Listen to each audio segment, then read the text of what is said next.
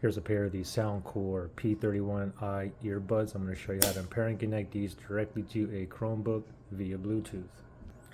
So the first thing is, let's go ahead and take the earbuds out of the case here. You can put them in your ear, or you can put them down here. Now from here you want to go to your Bluetooth settings on your Chromebook here. So we're going to go to the Bluetooth settings here. We're going to go to settings. We're going to select on Bluetooth.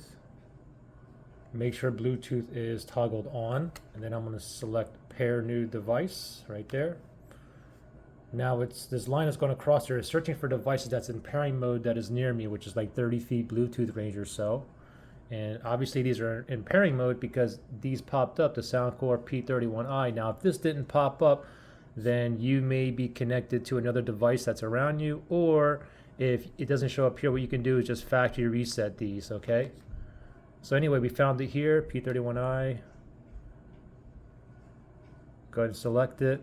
Okay, and now it's connected and I got 100% battery juice here. Now, if you couldn't find, if it didn't show up under finding a device that's in pairing mode, if it didn't find these, you can always factory reset these as well. If you need to do that, look for that link below in the description area.